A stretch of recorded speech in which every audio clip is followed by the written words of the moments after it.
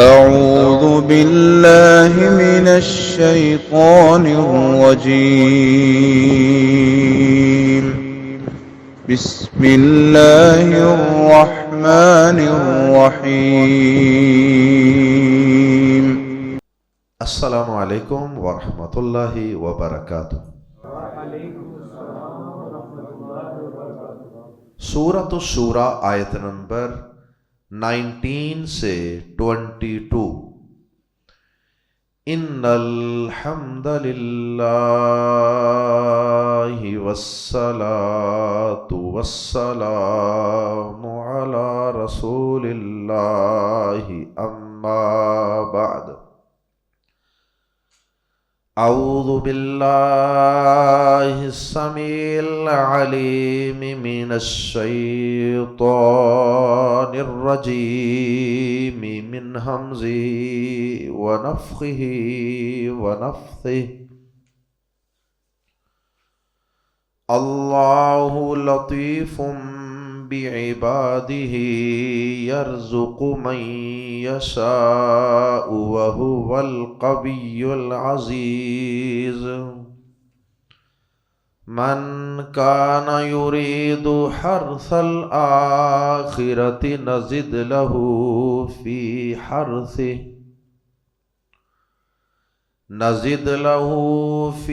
حرثہ ومن کان یرید حرث الدنیا نؤتہ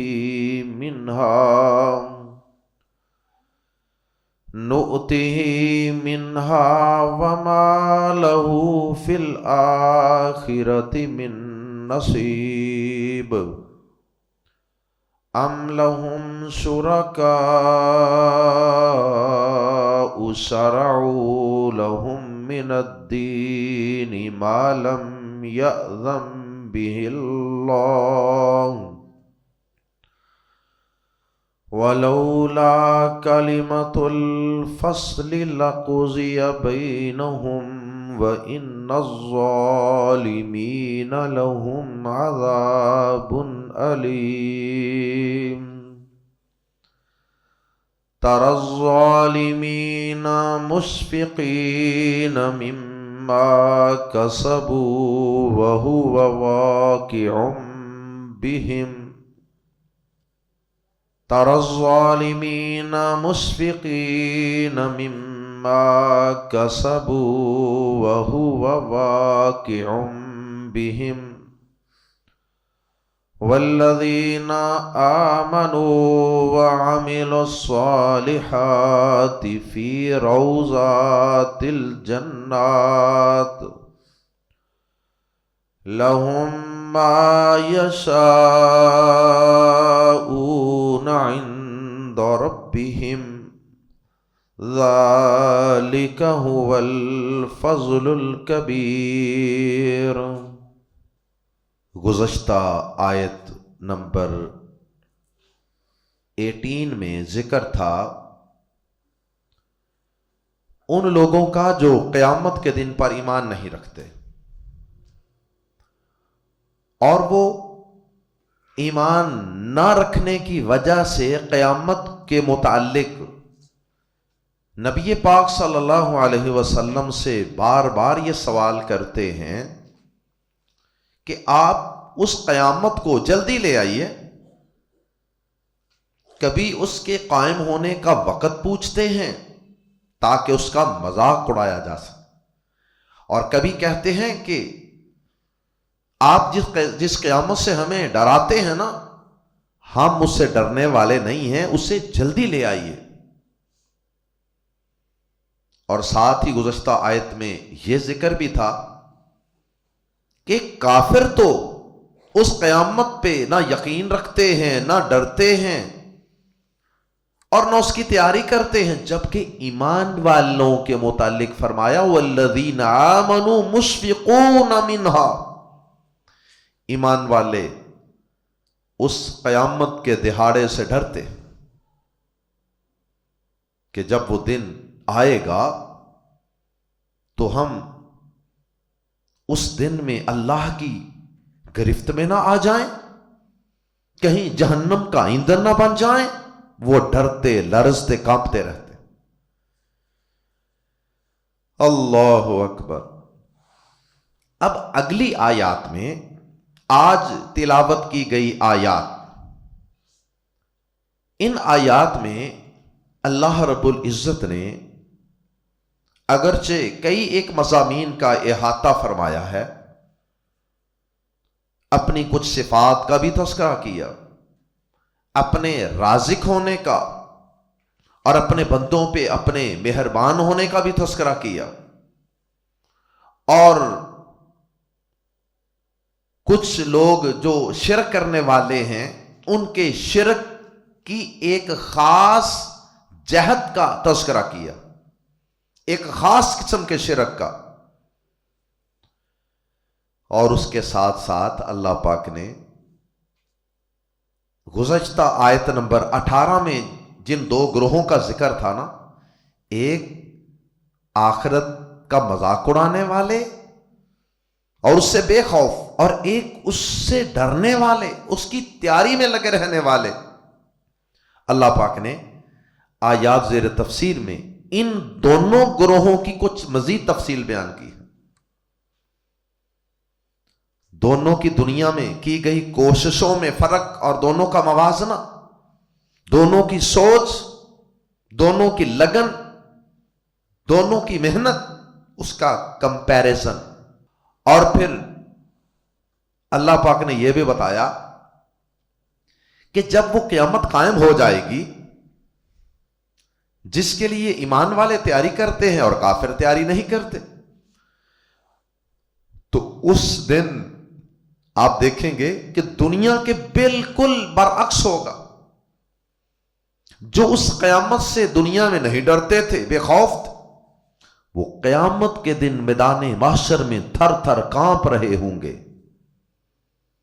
اور ان کو دنیا میں کی گئی اپنی بدعمالیاں اور اپنی کرتوتیں یاد آئیں گی، اس لیے وہ ڈر رہے ہوں گے، وہ خوف زدہ ہوں گے۔ اور اس کے مقابلے میں جو ایمان والے اور اچھے اعمال کرنے والے لوگ تھے، ان کے متعلق جیسا کہ قرآن مجید میں دیگر مقامات پہ بھی ذکر ہے، لا خوف علیہم ولا ہم یحزنون، انہیں قیامت کے دن کوئی ڈر نہیں ہوگا، انہیں خاص قسم کا اطمینان ہوگا۔ اللہ اکبر۔ اس کے بعد اللہ پاک نے دونوں گروہوں کے انجام کا تذکرہ فرمایا کہ قیامت کا مذاق اڑانے والے، اس کو ٹھکرانے والے اور اس کو جلدی طلب کرنے والے اور اس سے بے خوف ہونے والے، ان کا کیا انجام ہوگا، اور جو اس سے دنیا میں ڈر ڈر کے زندگی گزارتے تھے، پھونک پھونک کے قدم اٹھاتے تھے، کیونکہ قیامت کے دن کا یقین تھا، ان کے لیے اللہ پاک نے کل قیامت کے دن اپنی عظیم جنت میں کیا عظیم اور کیا عالی شان نعمتیں تیار کر رکھی۔ آئیے قرآن مجید کے الفاظ میں پڑھتے ہیں، سورۃ الشورى آیت نمبر 19۔ اللہ لطیف، بہت مہربان۔ لطیف اللہ پاک کی ایک بڑی ہی خوبصورت صفت ہے۔ لطیف کا معنی ہوتا ہے بڑا ہی باریک بین، یعنی کسی چیز کو بڑی گہرائی اور ڈیپتھ تک جاننے والا۔ جب وہ ہر چیز کو باریکی سے جانتا ہے، مطلب ہے کہ اس سے باخبر ہے، تو ظاہر ہے کہ اپنی مخلوق کو بھی وہ بڑا باریکی سے جانتا ہے۔ جب وہ اپنی مخلوق کو، انسان ہوں، جنات ہوں، حشرات ہوں، نباتات ہوں، جانور ہوں، حشرات ہوں، جو کچھ بھی اس کائنات میں ہے، اللہ پاک ان کی پوری باریک بینی کے ساتھ معلومات رکھتے ہیں کہ یہ مخلوق اس زمین پہ کتنی ہے، ان کو خوراک کتنی چاہیے، ان کو ہوا کتنی چاہیے، اور وغیرہ وغیرہ۔ وہ اتنی باریکی سے ہر چیز کو جانتا ہے کہ اسے ان اپنی مخلوقات کو رزق دینے میں کوئی مشکل پیش نہیں آتی۔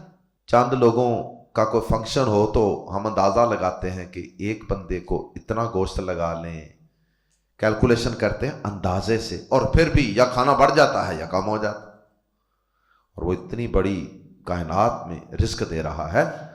تو بہرحال وہ بڑا باریکی سے جانتا اپنے بندوں۔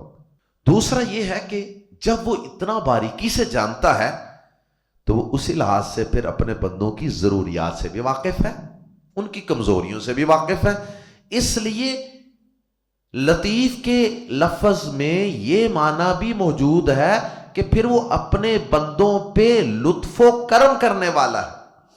ظاہر ہے کہ جب وہ ہماری کمزوریوں کو جانتا ہے، ہماری ضروریات کو بھی جانتا ہے، تو پھر اسی لحاظ سے وہ ہم پہ مہربانی اور شفقت بھی زیادہ فرمائے۔ تو لطیف اس میں دونوں چیزیں ہی موجود ہیں، دونوں ہی اس کے معنی ہیں۔ ایک تو یہ کہ نہایت باریکی سے ہر چیز کو جاننے والا، اور ایک معنی یہ ہے کہ نہایت لطف و کرم والا، اپنے بندوں کے لیے وہ بڑا ہی جینٹل ہے، بہت ہی نرم۔ اللہ اکبر۔ اور اس کے اندر ایک اور پہلو بھی آ سکتا ہے کہ وہ جب کوئی تدبیر کرتا ہے نا، پلاننگ کرتا ہے کسی کو سزا دینے کی، کسی کو عروج دینے کی، تو اس کی پلاننگ اور منصوبہ بندی بڑی باریکی والی ہوتی، عام بندے کو نظر نہیں آتی۔ تو وہ بڑی باریک بینی سے کسی چیز کی پلاننگ کرتا ہے، اور اگر کسی کو ہلاک کرنا ہے تو آہستہ آہستہ آہستہ آہستہ اس کو اپنی گرفت میں لے آتا ہے۔ اس کی تدبیر بڑی باریکی پہ مبنی ہوتی ہے۔ اللہ اکبر۔ بہرحال سارے ہی اس کے معنی ہیں۔ تو یہاں آگے چونکہ رزق دینے کا ذکر ہے، اس لیے اس کا یہاں زیادہ موزوں جو ترجمہ ہے وہ یہی ہے کہ بندوں پر مہربان ہے، لطف و کرم والا ہے۔ اللہ لطیف، اللہ بہت لطف و کرم والا ہے، بہت مہربان ہے، بی عبادی ہی، اپنے بندوں پر۔ بی کا مطلب یہاں اللہ عبادی ہی سمجھ لیں، بی عبادی ہی، اپنے بندوں پر۔ اللہ از جینٹل ود ہز سرونٹس۔ اچھا، اب یہ جو اس کی مہربانی ہے، لطف و کرم ہے نا، لطف و کرم، مہربانی، یہ کافر اور مومن سب کے لیے۔ دنیا میں وہ کسی کا کھانا پانی بند نہیں کرتا کہ یہ کافر ہے، یہ مشرک ہے، یہ نافرمان ہے، یہ بے نواز ہے، نہیں۔ اس کا دنیا میں لطف و کرم سب کے لیے، اور قیامت کے دن اس کا یہ لطف و کرم یہ صرف ایمان والوں کے لیے ہوگا۔ اللہ لطیف بعبادہ، اللہ اپنے بندوں پر بہت مہربان ہے۔ لطیف میں مبالغہ ہے۔ یرزق، وہ رزق دیتا ہے، من یشاء، جسے وہ چاہتا ہے، یعنی وہ اپنی مخلوق میں سے جس کو چاہتا ہے رزق دیتا ہے۔ اور اس میں یہ معنی بھی ہے کہ جس کو جتنا چاہتا ہے رزق دیتا ہے۔ اتنا وہ باریکی سے جانتا ہے کہ وہ اس علم اور باریک بینی کی بنیاد پر اپنی مخلوق میں سے جس کو چاہتا ہے، جتنا چاہتا ہے رزق دیتا ہے، کسی کو زیادہ کسی کو کم۔ اللہ اکبر۔ کبھی کسی کو بہت زیادہ دے کر پھر آہستہ آہستہ کم بھی کر دیتا ہے، اور کبھی اس کا الٹ بھی ہوتا ہے۔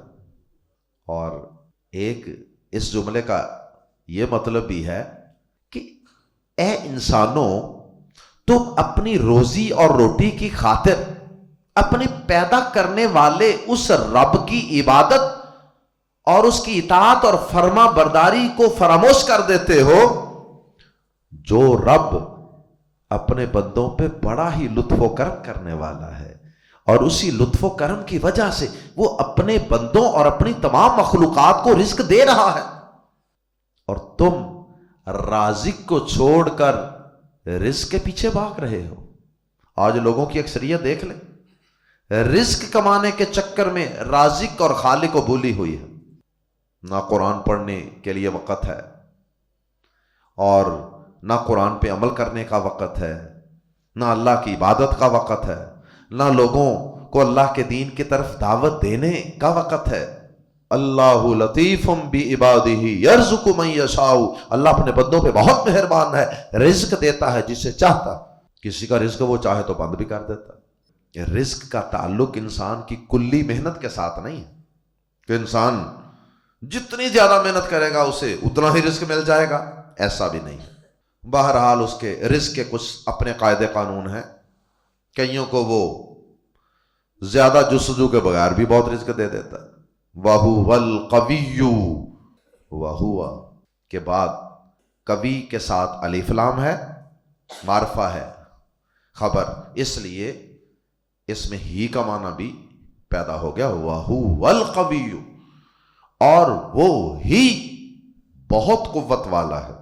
العزیز، سب پر غالب ہے، اور وہی سب پر غالب ہے، اس میں بھی ہی کا لفظ موجود ہے۔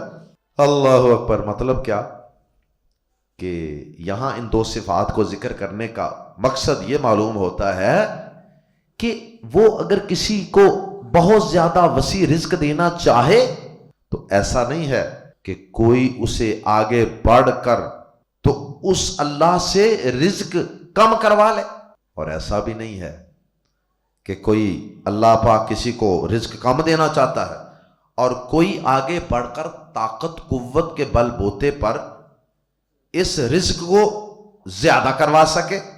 اگر اللہ کسی کو زیادہ دینا چاہے کوئی آگے بڑھ کے کم نہیں کروا سکتا، اگر اللہ کسی کا رزق کم کرنا چاہے کوئی آگے بڑھ کر اس رزق کو قوت طاقت کے بل بوتے پہ زیادہ نہیں کروا سکتا۔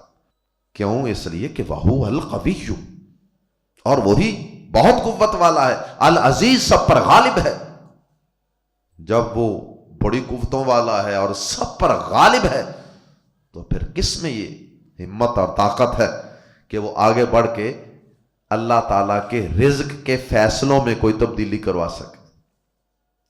صحیح بخاری میں ایک دعا بھی ہے نا جو پیارے نبی صلی اللہ علیہ وسلم فرض نماز کے بعد پڑھا کرتے تھے۔ لا الہ الا اللہ وحدہ لا شریک لہ، لہ الملک ولہ الحمد وہو علی کل شیء قدیر، اللہم لا مانع لما اعطیت، اے اللہ جو تو دینا چاہے کوئی روکنے والا نہیں، ولا معطی لما منعت، اور جو تو روکنا چاہے کوئی دینے والا نہیں۔ یہ تو ہمارا یقین ہے، یہ تو ہمارا مضبوط عقیدہ ہونا چاہیے۔ اللہ اکبر۔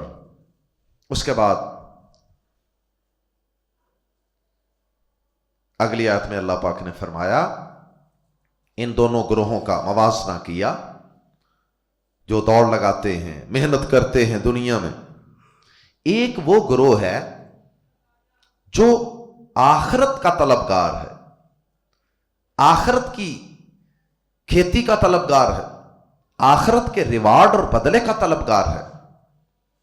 وہ ہر وقت آخرت کا سوچتا ہے، آخرت کے لیے محنت، آخرت کے لیے کوشش، آخرت کی بھلائی کے لیے دعائیں، آخرت کی کامیابی کے لیے منصوبہ بندیاں۔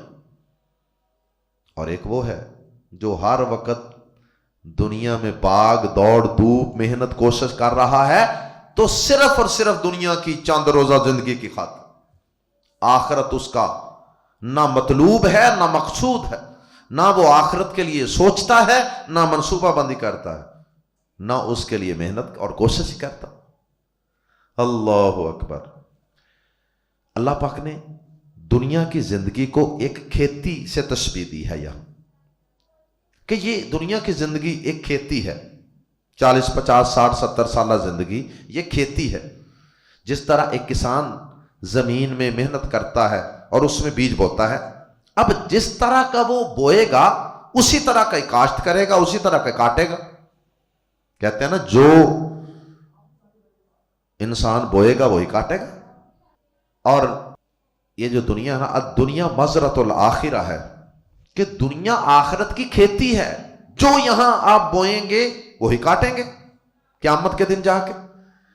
اب ایک بندہ وہ ہے مومن جس کا مرنے کے بعد کی زندگی پہ پختہ یقین یہ سوچتا ہے، یہ دنیا کی کھیتی میں بیج بوتا ہے تو نیت ہے آخرت، میدان محشر، قیامت کا دن، اللہ اسے دنیا بھی ساتھ دیتا ہی ہے۔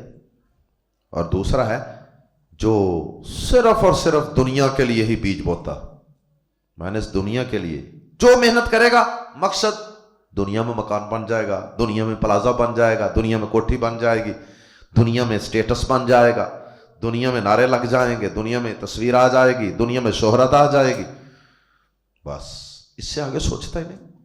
اللہ اکبر۔ اللہ تعالیٰ فرماتے ہیں کہ ایسے شخص کو میں اگر کچھ دوں گا، ایک تو جو یہ چاہے گا وہ نہیں ملے گا اس کو، اسے میں دوں گا لیکن صرف دنیا کی زندگی جو یہ مانگتا ہے صرف وہی دوں گا، لیکن دوں گا بھی اتنی جتنی میں چاہوں گا۔ اگر اس نے 100 چیزیں مانگی ہیں تو ضروری نہیں 100 ہی ملے، وہ 100 میں سے کوئی 50 دے دوں، 40 دے دوں، 70 80 دے دوں، 90 دے دوں، کچھ چیزیں دے دوں گا، لیکن آخرت اس کو بالکل نہیں ملنی، کیونکہ آخرت اس نے چاہی نہیں، آخرت اس کی سوچ ہی نہیں، آخرت اس کی فکر ہی نہیں۔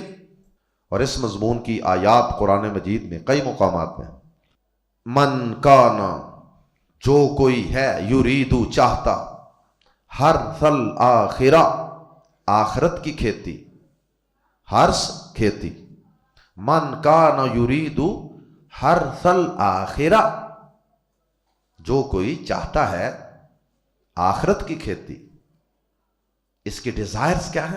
آخرت، desires the harvest of hereafter, hereafter آخرت، یعنی آخرت کی زندگی کی کھیتی چاہتا ہے، مراد کہ وہاں کے لیے بو رہا ہے، وہاں کے بینیفٹس، وہاں کے فائدے چاہتا ہے۔ یہ نہ زد، یزد وہ زیادہ کرتا ہے، تزد تو زیادہ کرتا ہے، ازد میں زیادہ کرتا ہوں، نہ زد ہم زیادہ کرتے ہیں، نہ زد ہم زیادہ کریں گے یا کرتے ہیں، لہو اس کے لیے، فی حرثہ ہی اس کی کھیتی میں۔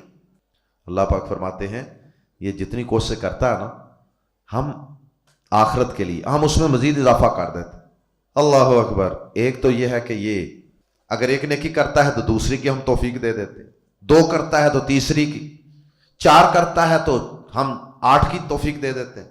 ایک نیکی دوسری نیکی کے قریب کرتی ہے انسان، اسے مزید نیکیوں کی توفیق دے دیتے ہیں۔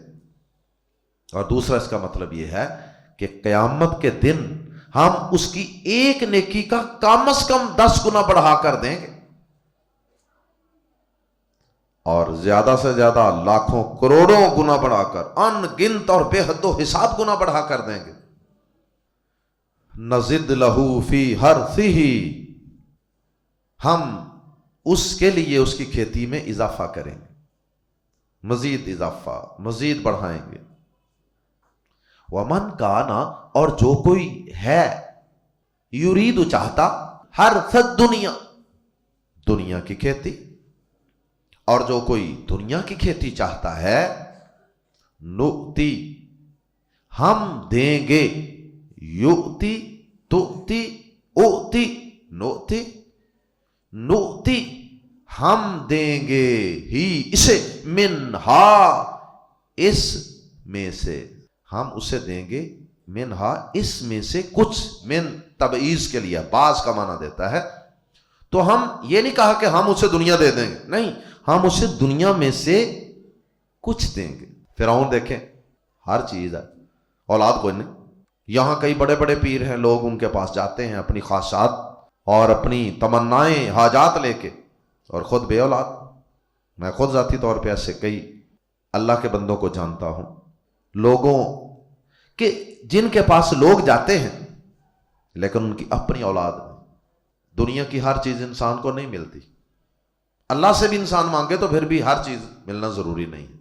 تو اللہ فرماتے ہیں دنیا بھی ہم اس کو دیں گے لیکن کچھ، وما لہو، اور نہیں اس کے لیے، فی الآخرۃ، آخرت میں، من نصیب، کوئی حصہ، نو شیئر، کوئی حصہ نہیں ہوگا، کوئی شیئر نہیں ہوگا اس کے لیے۔ کیوں؟ اس لیے کہ اس نے آخرت کی تمنا ہی نہیں کی۔ اللہ اکبر۔ اس سے اس مضمون کی قرآن مجید میں اور بہت سی آیات، مثلا سورہ بنی اسرائیل آیت نمبر 18، اللہ تعالیٰ فرماتے ہیں من کان یرید العاجلۃ عجلنا لہ فیہا ما نشاء لمن نرید ثم جعلنا لہ جہنم یصلاھا مذموما مدحورا. جو شخص اس جلدی والی یعنی دنیا کا ارادہ رکھتا ہو ہم اس کو اس میں جلدی دے دیں گے، جو چاہیں گے جلدی جلدی اس کو مل جائے گا، لیکن جو یہ چاہتا ہے وہ نہیں ملے گا جو ہم چاہتے ہیں. تو اس میں ہم جلدی دے دیں گے جو چاہیں گے جس کے لیے چاہیں گے. پھر ہم نے اس کے لیے جہنم بنا رکھی ہے، اس میں داخل ہوگا مذمت کیا ہوا، دھتکارا ہوا. اسی طرح سورۃ البقرہ آیت نمبر 200 وہاں بھی اللہ پاک نے ذکر فرمایا دو گروہوں کا. ایک اللہ سے دعا کرتے ہیں، کوشش کرتے ہیں تو صرف دنیا، اور ایک دنیا اور آخرت دونوں کی بھلائی چاہتے ہیں. وہیں پہ یہ دعا ہے ربنا آتنا فی الدنیا حسنہ وفی الآخرۃ حسنہ وقنا عذاب النار.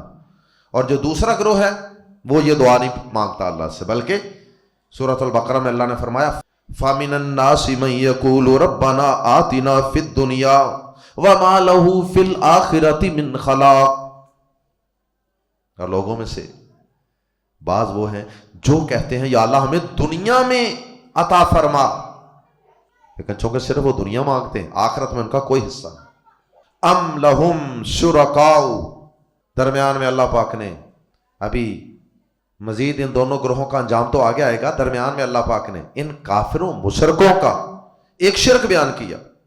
ایک شرک تو وہ ہے نا اللہ کے علاوہ کسی اور کو رکوع سجدے قیام کرنا، اس سے مانگنا، اس کو مشکل کشا حاجت روا سمجھنا، اس کے نام کی قربانیاں دینا، نظر نیازیں دینا. ایک تو وہ شرک ہوتا ہے نا، شرک کی معروف قسم ہے وہ. اور ایک جس شرک کا یہاں ذکر ہے وہ ہے شریعت سازی کا شرک. شریعت بنانا، حلال و حرام زندگی گزارنے کا نظام، طور طریقے، حلال حرام جائز ناجائز، یہ صرف اللہ کا اختیار ہے. ان الحکم الا للہ. پہلے بھی ہم اس کی تفصیل کچھ اسباق پیچھے پڑھ آئے، لیکن کچھ انسان ایسے ہیں اس دنیا میں، بالخصوص کفار و مشرکین، بدقسمتی سے آج تو بہت سے مسلمان بھی یہ کام کیے ہوئے ہیں اور کر رہے ہیں کہ اللہ کے مقابلے میں قانون سازی کے، حلال و حرام کے اختیارات کبھی پارلیمنٹ کو، کبھی فلاں اسمبلی کو، کبھی فلاں ایوان کو، کبھی فلاں عدالت کو، کبھی فلاں حکمران کو، کبھی فلاں بادشاہ کے پاس. واضح اور سری شرک ہے اور یہ مشرکین کا کام ہے. ام یا لہم ان کے لیے شرکاء کچھ ایسے شریک ہیں، شرعوا جنہوں نے گھڑ لیا یا مقرر کیا، لہم ان کے لیے، من الدین دین میں سے، یا دین کا وہ طریقہ، ما لم جو نہ یأذن اجازت دی گئی تھی، بھی ہی جس کی، ما لم یأذن بھی جس کی اجازت نہیں دی گئی تھی، اللہ اللہ نے، اللہ کی طرف سے جس کی اجازت اللہ نے نہیں دی تھی. اللہ نے تو اس کی اجازت ہی نہیں دی کہ اللہ کے مقابلے میں کوئی قانون بنائے. یہ تو اللہ نے پیغمبروں کو بھی اختیار نہیں دیا.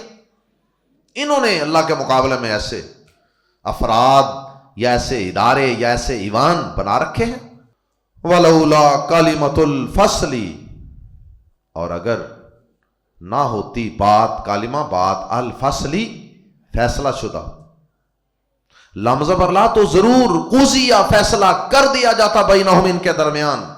اللہ تعالیٰ فرماتے ہیں کہ اگر میری طرف سے یہ بات طے شدہ نہ ہوتی نا کہ دنیا میں انسانوں کو مہلت دینی ہے، فوری گرفت نہیں کرنی، تو ان لوگوں کو جو میرے مقابلے میں نظام زندگی، حلال و حرام پہ مبنی نظام میں زندگی ترتیب دیتے ہیں نا، میں ان کو کب سے تباہ و برباد کر چکا ہوں، ان کے فیصلے کر دیتا دنیا میں.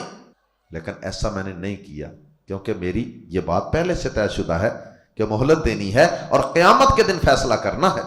وَإِنَّ الظَّالِمِينَ، اور بے شک ان ظالموں کے لیے، الف لام کی وجہ سے وہی ظالم جن کا پیچھے ذکر ہو رہا ہے جو شرک کرنے والے ہیں، یہاں ظالمین سے مراد مشرکین، ایسے مشرکین کے لیے، ایسے ظالموں کے لیے جو ایسا شرک کرتے ہیں، لہم عذاب علیم، ان کے لیے دردناک عذاب. جو ایسے اللہ کے مقابلے میں قوانین بناتے ہیں، شریعت کو گھڑتے ہیں، یا پھر اس گڑی اور بنائی ہوئی خود ساختہ اور انسانی شریعت کو تسلیم کرتے ہیں، اس کو صحیح سمجھتے ہیں، وہ بھی اسی ظلم اور اسی شرک میں اور اسی دردناک عذاب میں شامل ہیں۔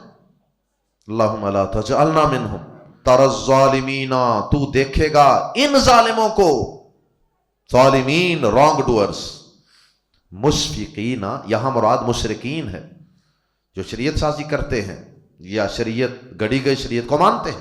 تر الظالمین، تو دیکھے گا ان ظالموں کو قیامت کے دن، مشفقین، ڈرنے والے ہوں گے، فیئرفل، ڈرنے والے ہوں گے۔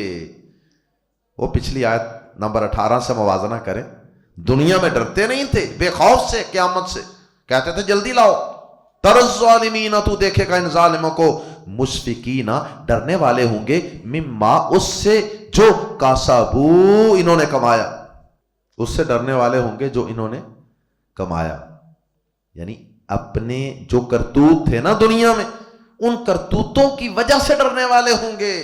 اللہ اکبر۔ پھر ان کو دنیا میں اپنے شرک بھی یاد آئیں گے اور اپنی زیادتیاں بھی یاد آئیں گی، اور انبیاء کرام اور آخرت اور قیامت کا مذاق اڑانا بھی یاد آئے گا، اور پھر ان ساری کرتوتوں کی وجہ سے، سیاکاریوں کی وجہ سے ڈر رہے ہوں گے۔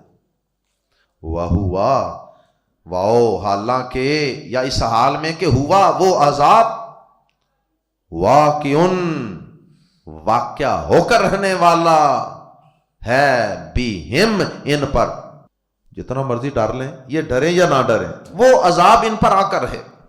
اور اس کے برعکس جو ایمان والے ہیں، وَالَّذِينَ آمَنُوا، اور وہ لوگ، دوسرا کرو جی، یہ دنیا میں نہیں ڈرتے تھے کافر، اور قیامت کے دن ڈر رہے ہیں، تھر تھر کانپ رہے ہیں۔ دوسرا کرو، وَالَّذِينَ آمَنُوا وَعَمِلُوا الصَّالِحَاتِ، اور وہ لوگ جو ایمان لائے اور انہوں نے نیک اعمال کیے، قیامت پہ یقین تھا، وہ دنیا میں ڈرتے تھے، یہ اب آخرت میں نہیں ڈریں گے، اور یہ خوش و خرم ہوں گے، فی روضات الجنات، یہ جنتوں کے باغات میں ہوں گے، جنتوں کے باغوں میں ہوں گے، جنتوں کے باغیچوں میں ہوں گے۔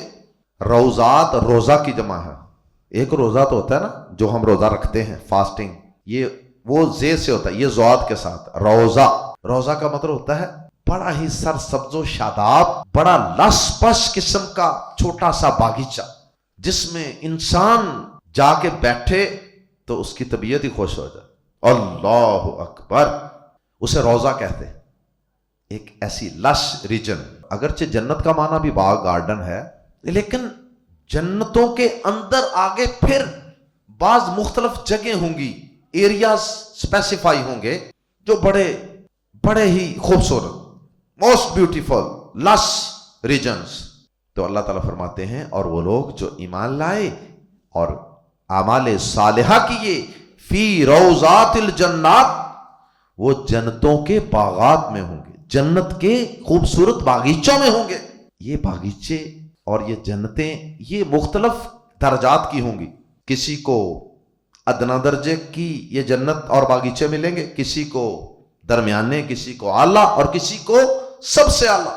اور سب سے اعلیٰ جنت اور جنت کا باغیچہ وہ کس کو ملے گا؟ ہمارے پیارے نبی جناب محمد الرسول اللہ صلی اللہ علیہ وسلم کو ملے گا۔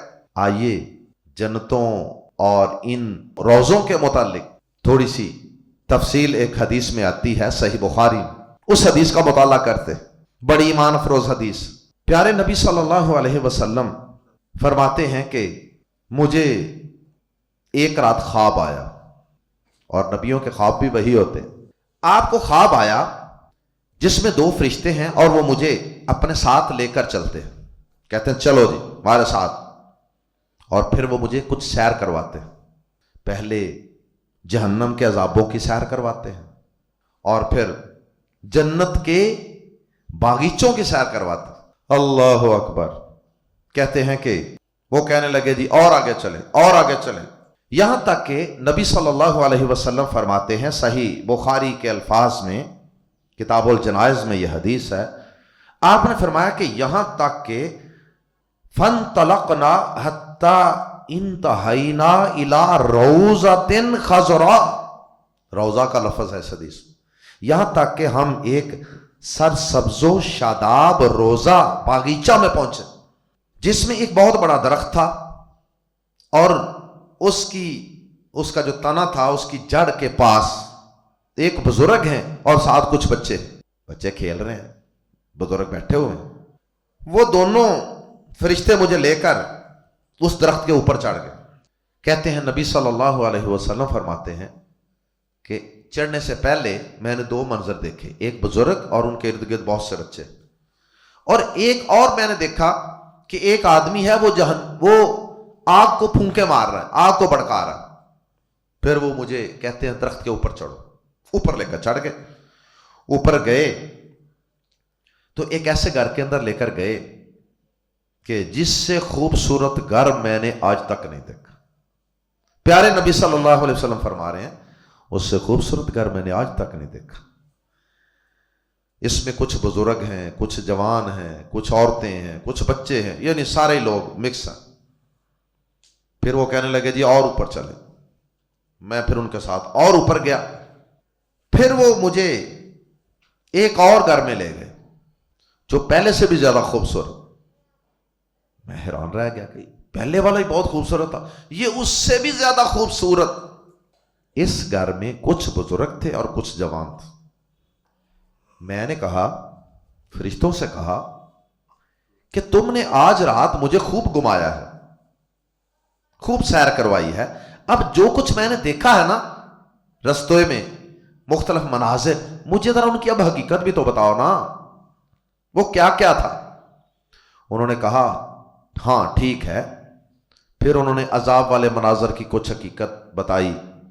پھر اس کے بعد بتایا کہ یہ جو درخت کے تنے جڑ کے پاس بزرگ اور بچے تھے نا، یہ حضرت ابراہیم علیہ السلام تھے، اور جو بچے دنیا میں فوت ہو جاتے ہیں نا، یہ ان کے ارد گرد یہ بچے، اور یہ جو پاس تھوڑے سے فاصلے پہ ایک شخص آپ نے دیکھا کہ آگ کو پھونکے مار رہا ہے، بھڑکا رہا ہے، تیز کر رہا ہے، یہ جہنم کا دروغہ ہے، خازن جہنم کا خازن جس کا نام مالک ہے، یہ وہ ہے جہنم کو بھڑکا رہا۔ اور پھر انہوں نے مجھے بتایا کہ وہ جو درخت پہ چڑھنے کے بعد، بلندی پہ چڑھنے کے بعد جو پہلا گھر دیکھا تھا نا جس میں مرد، عورتیں، بچے، بوڑھے سب بھی تھے، وہ عام ایمان والوں کا جنت میں گھر تھا۔ اور پھر انہوں نے کہا کہ اس کے بعد جو آپ مزید اوپر چڑھے اس میں آپ نے جوانوں اور بوڑھوں کو دیکھا، وہ شہداء کا گھر تھا جو اور زیادہ خوبصورت تھا، عام ایمان والوں سے بھی، وہ شہداء کا گھر تھا جو اللہ کی راہ میں جہاد کرتے رہے۔ اللہ اکبر۔ تو ساتھ انہوں نے کہا کہ ہم دو کون ہیں؟ انہوں نے کہا میں جبریل ہوں اور یہ میرے ساتھ میکائیل ہیں، ہم دونوں اللہ کے فرشتے ہیں، اللہ کے حکم سے آپ کو لے کر گئے ہیں سیر کروانے کے لیے۔ نبی صلی اللہ علیہ وسلم فرماتے ہیں کہ پھر انہوں نے مجھے کہا کہ ذرا اپنا سر اوپر اٹھاؤ۔ میں نے اپنا سر اوپر اٹھایا تو میں نے اوپر دیکھا کہ اچانک میرے اوپر بادل کی طرح کی کوئی چیز ہے۔ تو انہوں نے کہا یہ آپ کا گھر ہے اے نبی پاک صلی اللہ علیہ وسلم، یہ آپ کا گھر ہے۔ نبی صلی اللہ علیہ وسلم فرماتے ہیں میں نے کہا مجھے چھوڑو، میرے گھر میں جانے دو۔ انہوں نے کہا آپ کی ابھی کچھ عمر باقی ہے، ابھی آپ کا اس گھر میں داخل ہونے کا وقت نہیں آیا، جب آپ اپنی وہ عمر پوری کر لیں گے تو پھر اپنے گھر میں آ جائیں گے۔ اللہ اکبر۔ تو اس حدیث میں جنت کے باغیچوں اور جنت کے درجات کا پتہ چلا، اور ساتھ یہ پتہ چلا کہ پیارے نبی صلی اللہ علیہ وسلم کے لیے جنت میں سب سے اعلیٰ مقام اور سب سے اعلیٰ باغیچہ ہوگا۔ پیارے نبی صلی اللہ علیہ وسلم کی قبر مبارک جو ہے اس کو بھی روضہ کہا جاتا ہے۔ اللہ اکبر۔ کہ نبی صلی اللہ علیہ وسلم کے روزے پہ جی ہم جا رہے ہیں سلام کرنے کے لیے، وہ باغیچہ، کیونکہ آپ نے فرمایا تھا کہ یہ جو جگہ ہے نا میرے ممبر سے لے کے میرے گھر تک، یہ روضۃ من ریاض الجنہ ہے، یہ جنت کے خوبصورت باغیچوں میں سے ایک باغیچہ ہے، تو وہیں پہ آپ کو دفنایا گیا۔ تو اس لیے یہ کہا جاتا ہے جی پیارے نبی صلی اللہ علیہ وسلم کے روزے پہ گئے، تو وہ روزہ را باؤ زواد ہے، روزہ باغیچہ، جنت کے باغیچہ کے معنی میں ہے۔ فرمایا اللہم ما یشاؤون، ان کے لیے جو وہ چاہیں گے، مطلب جنت کی نعمتوں کو شارٹ کر دیا، خلاصہ لہم ما یشاؤون عند ربہم، ان کے لیے وہ کچھ ہوگا جو وہ چاہیں گے، عند ربہم، اپنے رب کے پاس۔ عند ربہم میں بھی اشارہ ہے کہ جنت کی نعمت کتنی بڑی ہوگی، رب کے پاس ٹھکانہ ملے گا۔ اللہ اکبر، ذالک ھو الفضل الکبیر، یہی تو بہت بڑا فضل ہے، یہ فضل ہی تو بہت بڑا فضل ہے، جس کو یہ جنت مل جائے، رب کے پڑوس میں جنت مل جائے۔ اللہم اجعلنا منہم، اللہ ہم سب کو اپنے ان بندوں میں شامل فرما لے جنہیں تو اپنے پاس جنتوں میں عظیم نعمتوں سے اور عظیم باغیچوں سے نوازے گا۔ سبحانک اللہم و بحمدک اشہد ان لا الہ الا انت استغفرک و اتوب الیک۔